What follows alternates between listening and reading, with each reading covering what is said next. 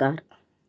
महर्षी पतंजली रचित योगसूत्रातील साधनापाद या प्रकरणातील हे 48वे सूत्र आहे.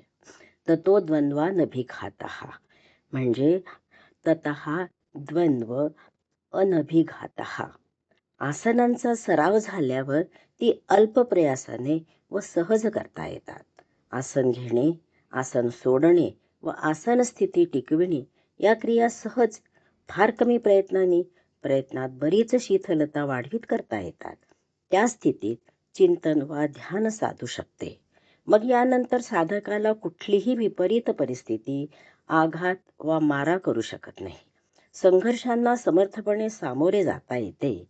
द्वंद्व म्हणजे विपरीत जोडी, जसे सर्दी गरमी, ऊन पाऊस, सुख दुःख, मान अपमान, लाभ हानी, शीत उष्ण इत्यादी गोष्टी. अनभिघातः म्हणजे या सर्व गोष्टी त्याच्यावर आघात करीत नाही. संघर्ष मनात उत्पन्न होतात आणि भावना या संघर्षाच्या अग्नीत तेल ओततात.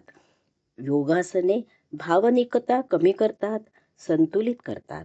म्हणून ह्या विपरीत परिस्थितींचा त्यांना शारीरिक किंवा मानसिक त्रास होत नाही. त्यांच्या व्यक्तिमत्वावर तेवढा अनिष्ट प्रभाव पडत नाही.